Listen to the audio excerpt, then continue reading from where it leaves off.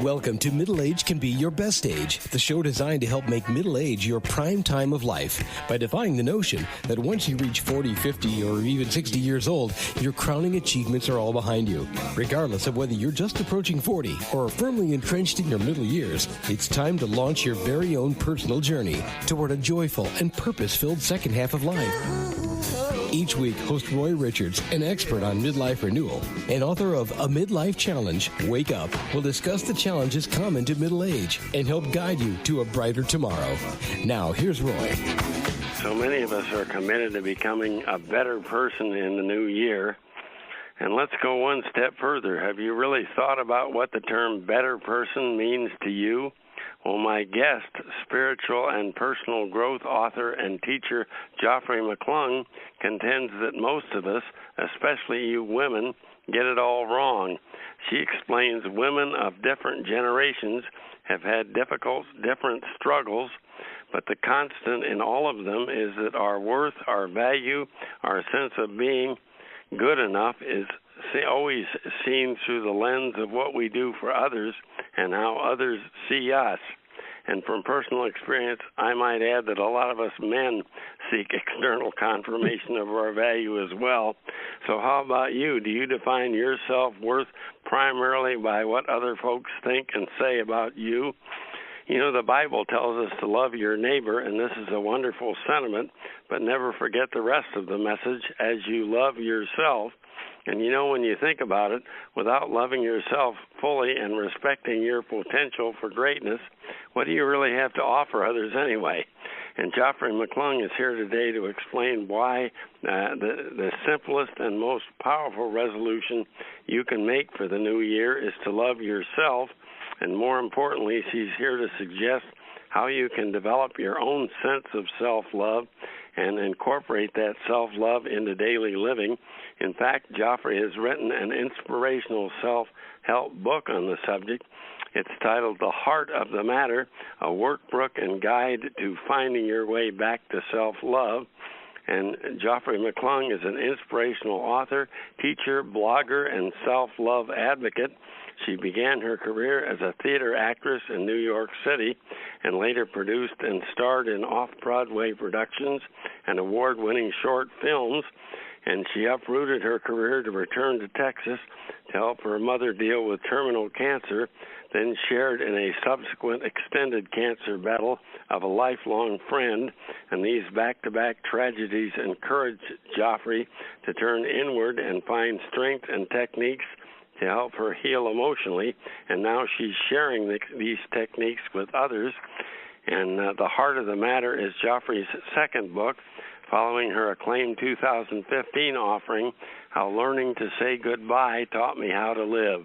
And hello, Joffre McClung, and welcome to Middle Age Can Be Your Best Age. Hello, Roy, and middle age can be our best years. That's for sure. Well, we're honored to have you with us today. To get the conversation started, please give us your definition of self-love. You know, some might say that self-love implies a narcissistic, self-centered attitude of me first, where you place self-interest, personal desires, and aspirations ahead of everyone else. Is working on reclaiming your self-love somehow selfish? Absolutely not. Selfishness has nothing. Self-love, the second part of self-love is called love. It has to do with love. Selfishness has to do with grabbing what you can grab, thinking there's not enough to go around, frankly. But no, self-love is about love, all about love. Yeah, well, that's great. Well, the Amazon book promotion tells us that your book, The Heart of the Matter, clearly defines 3 necessary components of self-love. What are these 3 necessary components? Well, self-love is the knowing in your heart, and it's clear that it has to be in your heart. It cannot just be a mental concept. That's really important. It's one thing to mentally say, I love myself. I've said that most of my life. I love myself. I love myself. But I had these voices inside of myself that did not love myself so much. So it has to be in your heart. It's a knowing in your heart that your core being, the core of who you are, is lovable, loving, and loved.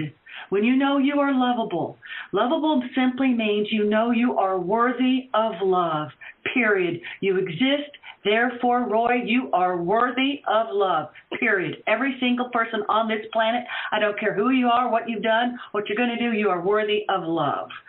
To be loving is to acknowledge that your heart has a beneficial, let me say it this way, that your heart is loving. You have a loving heart. You may have built barriers around it. You may have put walls around it. But if you tear those walls down, those barriers down, you have a natural loving heart, which is where you get your sense of being good enough. Because when you express your loving, whether it's through creativity, artistic expressions, through relationships, however you express your loving, it is good enough. And then to be loved is to understand that the fact that you exist, that you have value, and you matter to the universe. Another person may not think you matter. Doesn't matter if your next door neighbor thinks you matter. You matter to the universe because you exist. You matter. Yeah. Well, you have those three things. Yeah, I understand what you're saying now, but can you please identify for us a few of the ways that lack of self-love negatively impacts our lives? I mean, there's got to be hundreds of ways it does, but it does in 1,000 ways. You'll have one. In one sense, you'll see a bully, and that's obviously a lack of self-love. But then you'll see a people pleaser. That is the opposite. That is a lack of self-love too, to try to earn love by doing. So that's one way. But the other thing is what we feel and believe about ourselves is going to color everything we encounter in our daily lives, as well as all the actions we're going to take. So it can be through bullying, blaming, people pleasing. It's literally how you can wait for somebody to be coming after you. That's another psychologists have said a long time that people have lack of self-worth or sense of self-loathing or lack of self-love tend to see benign acts as hostile and therefore see enemies where there are no enemies. I think we're seeing a lot of that these days. People seeing enemies where there are no enemies. My neighbor may think differently, believe different beliefs than I have, but that doesn't mean that there were enemies and they're after me. Good Lord, they're not after me. You just wonder when you turn on these news channels whether there's any self-love in the world, the way they're constantly attacking. You know, one channel's attacking the right and the other channel's attacking the left, and it's just constant. I think it's a big clue that I sort of see it. I try to see things from different levels, of course, the basic level, and then I like to see the higher viewpoint, if you will, so to speak. What's the bigger, higher view we're going through? I think we're going through a transition up more self-love. I think that's why there is blaming and bullying. When you have anger or feeling powerless or fear, you're going to go out and strike against people. Yeah. Those symptoms of anger, hurt, feeling powerless are symptoms of lack of self-love, frankly. Yeah. Now, we don't think of it that way, but they really are, Roy. They are the lack of love. That's true, and so few people are willing to admit that. But in your book, you tell us that we all have positive transformational tools available within that can help us connect the three components of self-love. Can you please identify some of these transformational tools and suggest how we can employ them to uncover what we really think and feel about ourselves? Oh, certainly. So first part, the book's done in 3 parts, and the first part is your tools. And what you can do is you're going to use your imagination, Roy. That is such an imperative tool to use. Yeah. I always say your imagination is sort of how God or the divine can speak to you through your imagination. So we're going to engage our imagination to connect it with meditation. And meditation is strictly focusing your attention, Roy. It's not, you don't have to chant, you don't have to light candles, you don't have to sit in a mantra position and do all these strange things. It's just focusing your attention. So you're going to combine your imagination when you're meditating, which I just lay down and close my eyes and I'm meditating. That's meditation. You're going to use your imagination, and we practice it by creating a safe space within ourselves. Yeah. A safe space we can go within our minds where we are safe. There's loving images of love and safety all around us. So that's the first tool you're going to engage is your imagination, because you're going to need it down the line when you work with different parts of yourself that need some healing. You're going to need that imagination. Yeah. The second tool you're going to connect with is what we call your higher self. Now, higher self is strictly the part of you, and it's imperative that you understand it is a part of you. It's not something separate of you. It is a part of you that has remembers that it is one with the divine and has all the knowledge and power of that love.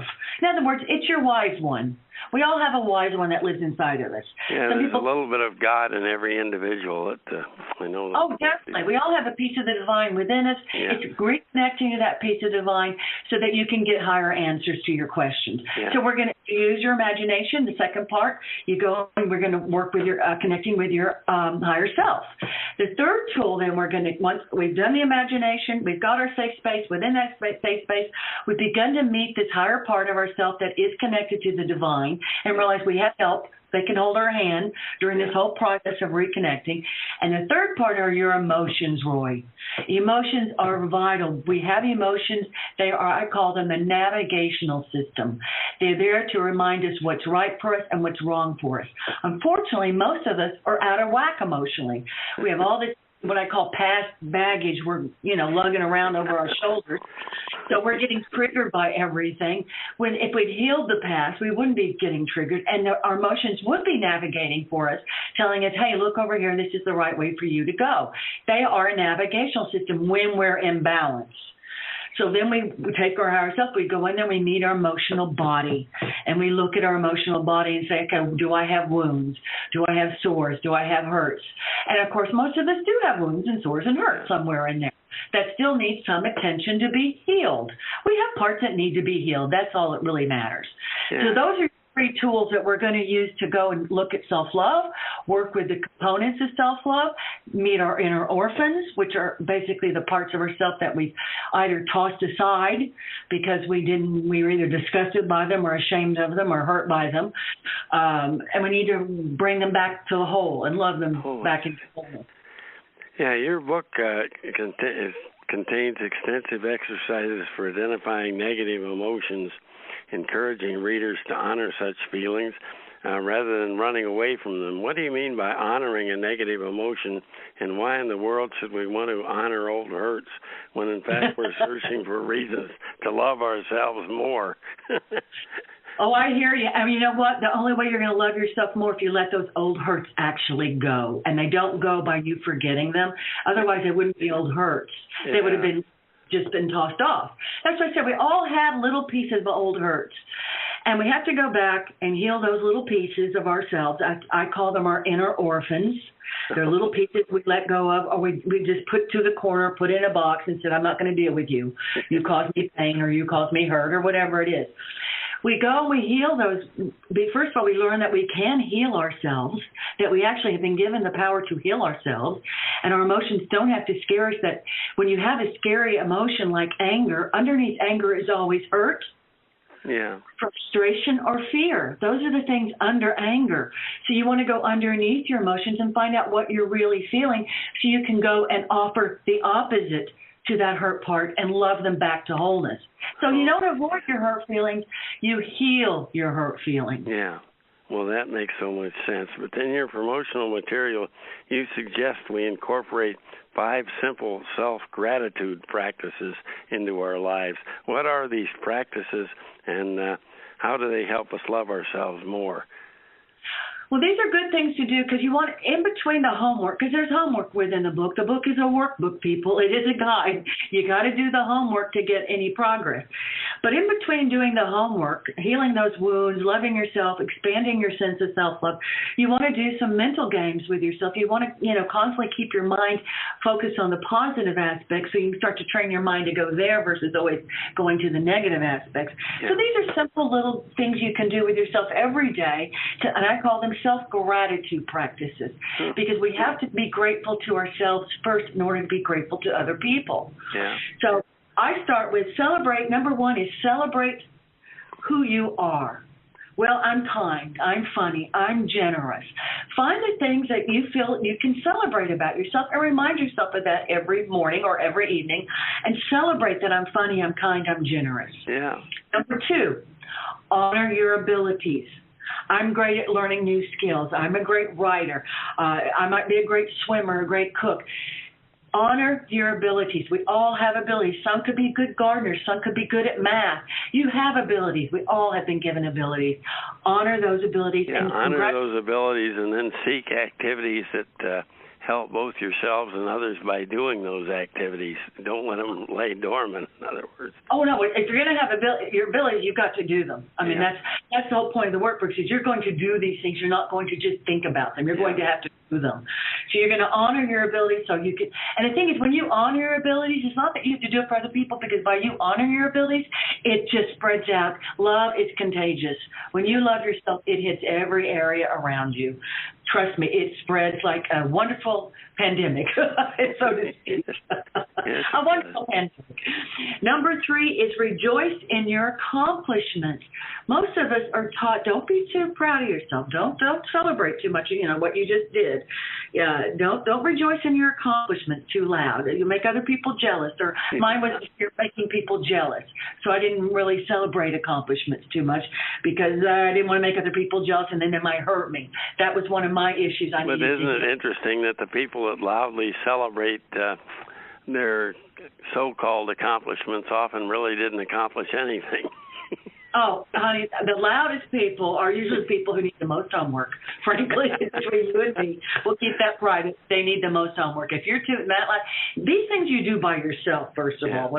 These type of things you do by yourself to remind yourself, hey, I'm good enough. Yeah. I am good enough. Number 4. Compliment yourself often. Man, I really did that job interview good. I gave it everything I had in me. Compliment yourself. Again, these are things you do with yourself, by yourself, people. Yeah.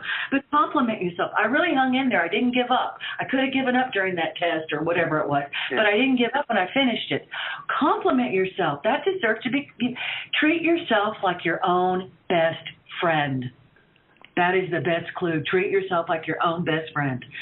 I did that well. I look great. I was fabulous at work today. I really was on my game today. Compliment yourself. That's great. And number 5 is thank yourself. Thanks for hanging in there. Thanks for not letting fear stop me. That's a big one. When you realize I didn't let fear stop me, you need to thank yourself for not fear stop you. Because fear stops a lot of people. And it doesn't need to. It's just an emotion we have to learn to deal with.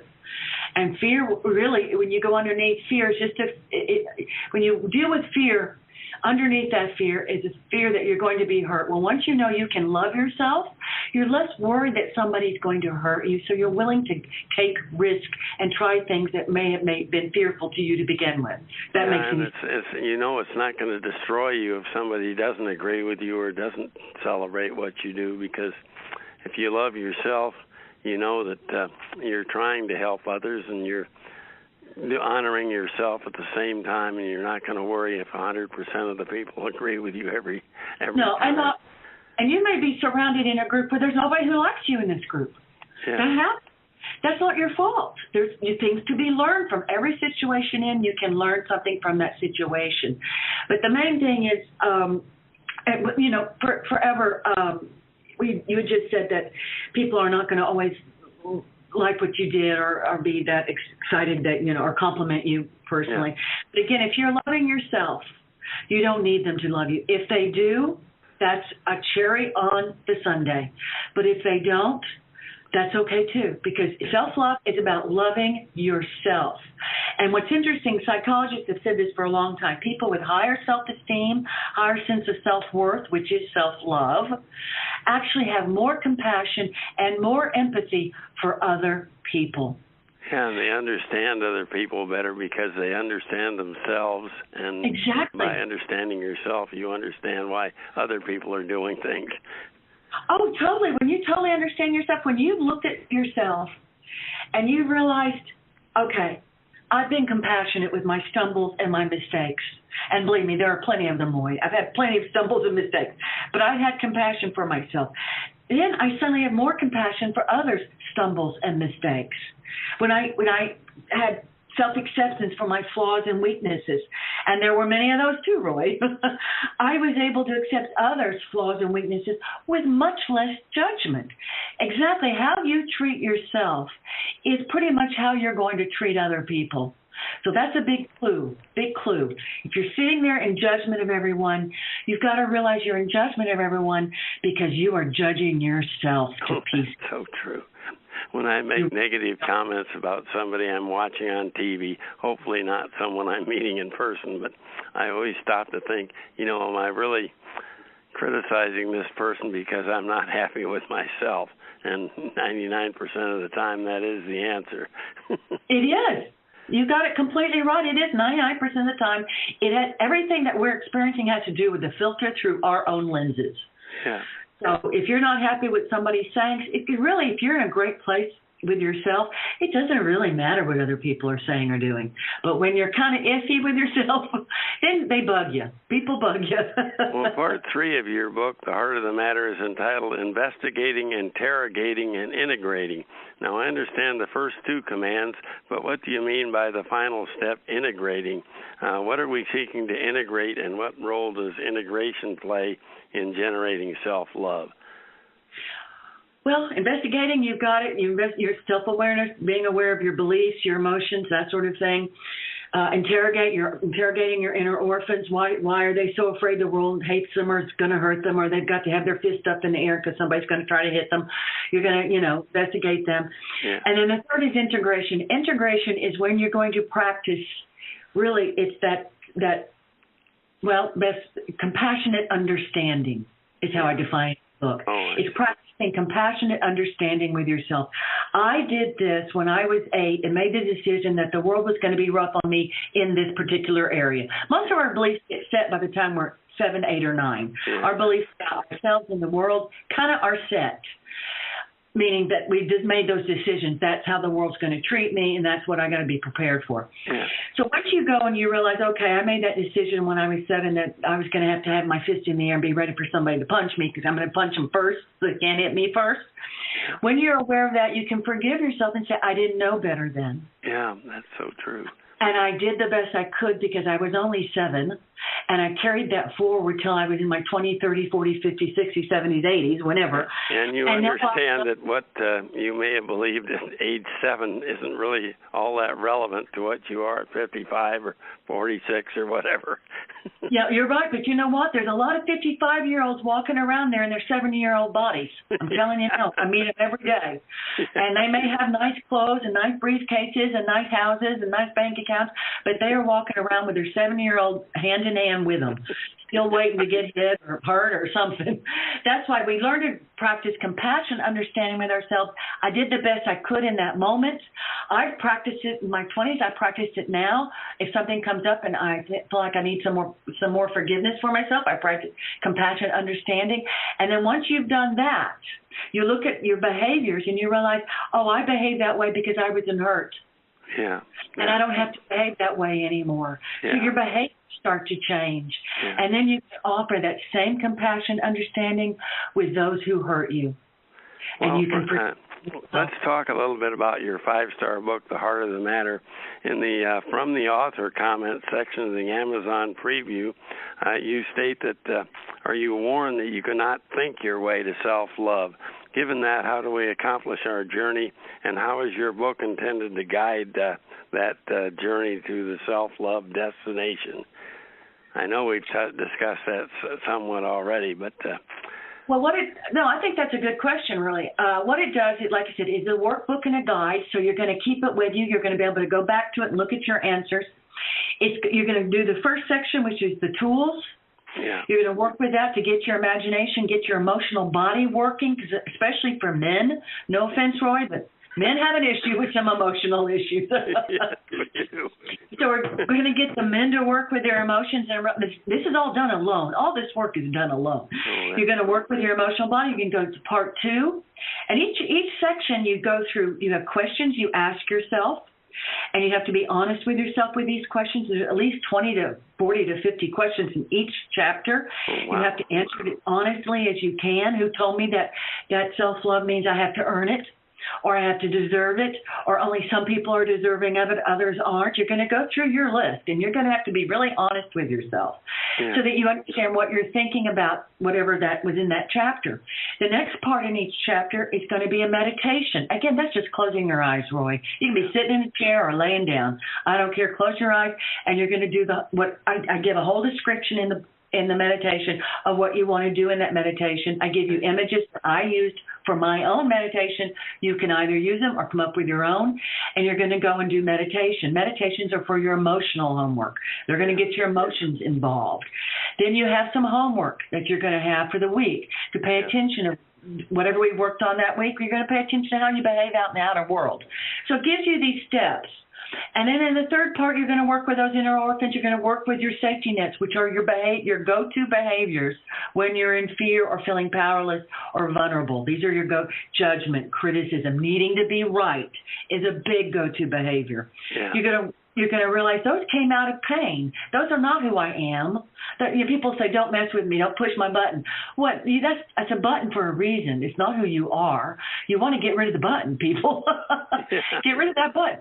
So you're going to work with your behaviors, and then you're going to practice compassion, understanding. All these are done with questions, meditations, homework, and there's places for notes in the book so that you can literally go through the process and use this for the rest of your life, frankly, because I have not met anyone who cannot continue to grow in their self-love, frankly. No, anyone that isn't continuing to grow might as well be dead.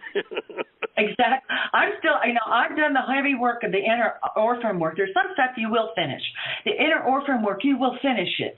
I finished my inner orphan work. I don't have to go back and do that anymore. Good. But I continue to grow my sense of worthiness of love, being good enough, and being loved. I can continue to grow those aspects.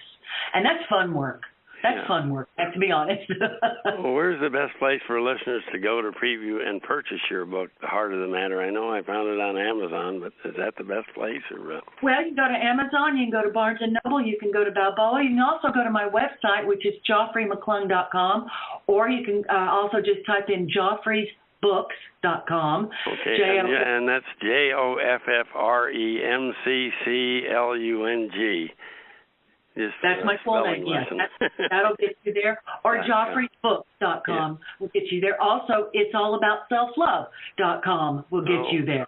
Those three will get you to my website, which you can read free previews of each book. And then there's clicks there if you want to go to Amazon or Balboa or wherever and purchase the books. Okay. And you can read my blog. That sounds easy enough. Well, it's been almost a month now since you made those New Year's resolutions to improve upon certain aspects of who you are, how you feel, and how you relate to others. But guess what? Joy and satisfaction from accomplishment of any resolution will be fleeting at best if you fail to address the single most powerful and essential resolution of all, and that's to love yourself. And you are a unique, one-of-a-kind creation of God with untapped powers inside beyond imagination. And on her website, Joffre McClung sums it all up like this.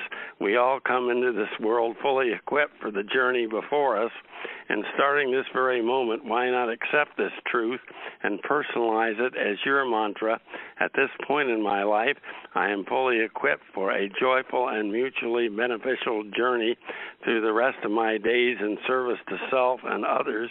And now call upon your inner being with spiritual help from God, the universe, the divine, whatever you choose to call it, to acknowledge and explore your true beauty and the purpose you were created to serve, the ultimate power of self-love, and banish forever that small little voice inside telling you that you're not good enough, and discover the freedom to be you, and no more masks of deception required. As Joffre puts it, to dream and create, to feel joy and excitement, to have faith and trust, to live with passion and compassion, and most importantly, to love and be loved. And I got all that from her website. And what a better way to begin the new year than that.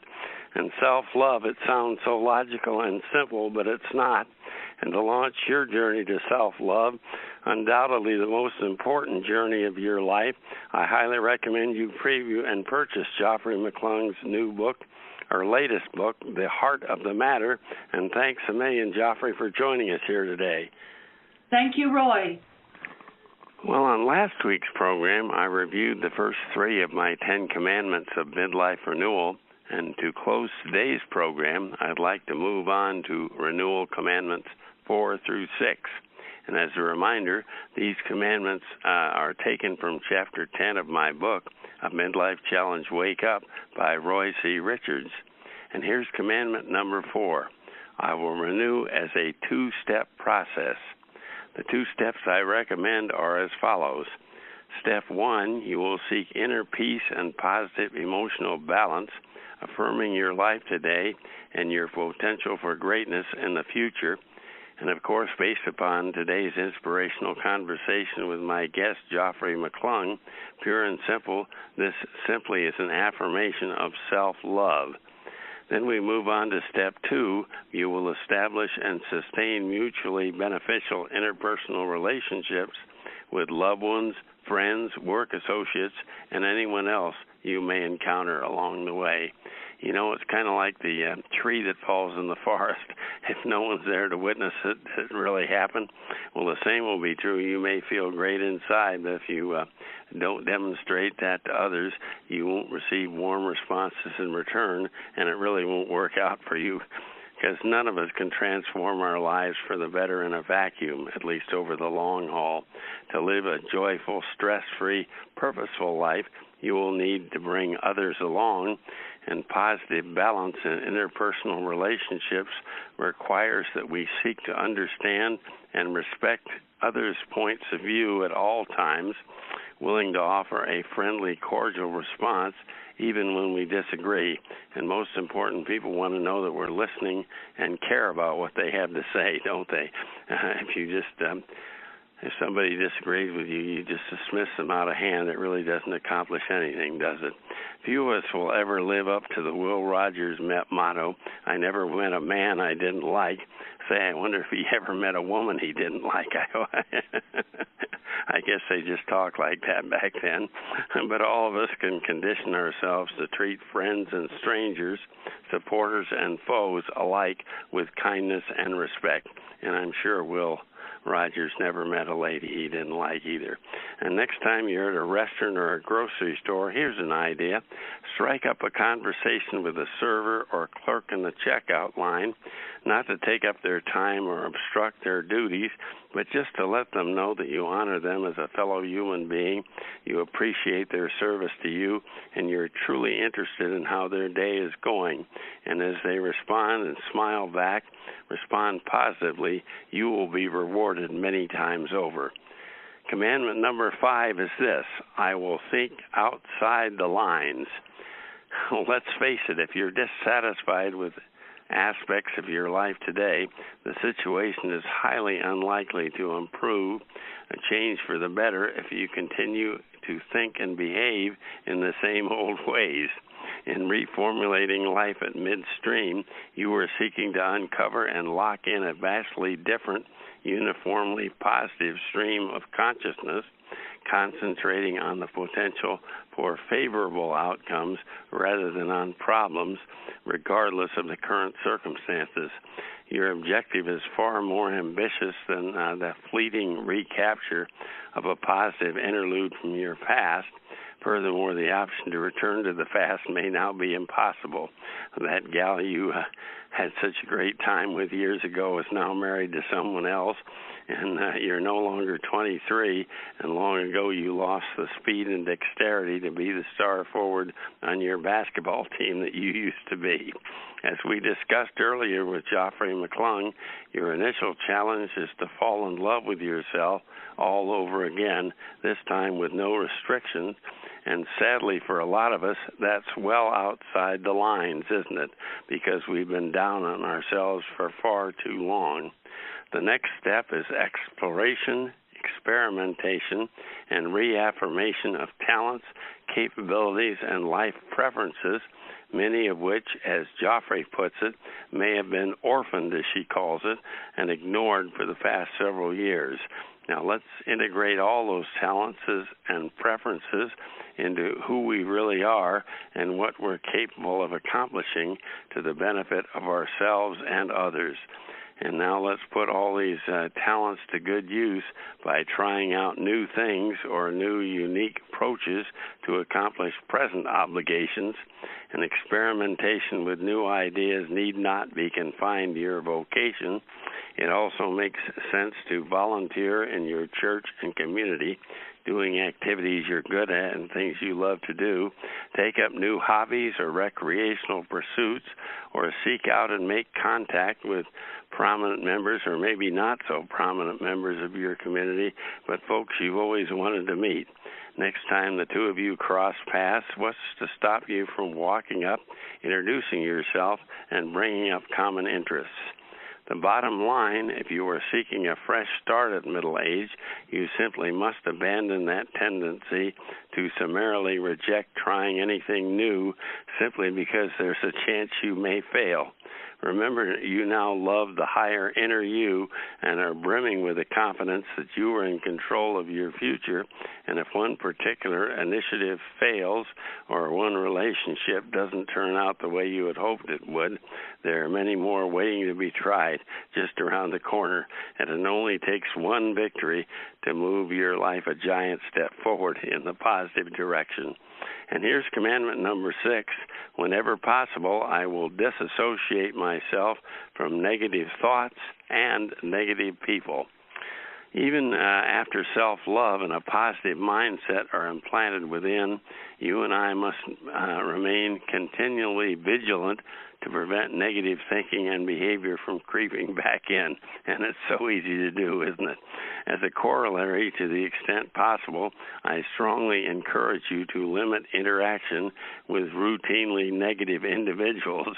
And unfortunately, these may be precisely the same individuals with whom the old you relished sharing negative and resentful commentary, talking down and gossiping about other people because likes attract. Now, I'm not recommending you summarily divorce your unhappy spouse, ignore your grumpy boss, or disown your closest comrade simply because she or he isn't a perpetual ray of sunshine. But what you can do is to stop reinforcing negative commentary by them by routinely interjecting a positive thought, or maybe simply keeping your mouth shut every time something mean or thoughtless is said about another. Best case, you will be able to convert loved ones, family members, and co-workers into fellow disciples of positive thinking. And remember, nobody really likes complaining to somebody that always turns it around and never reinforces those negative comments. Bottom line, human nature being what it is, though, there is no way you'll be able to avoid occasional contact with negative thinkers. But whenever you do, always remember, no one can make you feel angry, afraid, disillusioned, or pessimistic about the future. That's totally up to you whether to picture today's picture as half empty or half full. In our next program, I will cover Midlife Renewal Commandments 7 through 10. And remember, all 10 commandments are presented and explained in much greater detail, along with a comprehensive A to Z roadmap to midlife renewal in my book, A Midlife Challenge Wake Up by Roy C. Richards. And may I make a suggestion? When you go to Amazon.com or BarnesandNoble.com to check out Joffre McClung's book, On the Heart of the Matter, take time to check out my book as well. Both books are in workbook format and include plenty of self-help exercises to get you where you want to go. And my book, again, is A Midlife Challenge Wake Up by Roy C. Richards, and I trust by now you are aware of just how much I adore speaking to each and every one of you every single week. Tune in next week when my guest, Brian Benson, will suggest some essential habits for success, inspired ideas to help you soar. And who doesn't want to soar? That's a great place to be. Until we speak again, love yourself, give your love to others unconditionally, and graciously accept their love in return. Bye for now. From Middle Age Can Be Your Best Age. You've been listening to Middle Age Can Be Your Best Age, hosted by Roy Richards, an expert on midlife renewal and author of both A Midlife Challenge, Wake Up, and Wake Up, Captain and Crew, Restart Your Engines. You can learn more about Roy and his Middle Age Renewal Training System by visiting his website, middleagerenewal.com.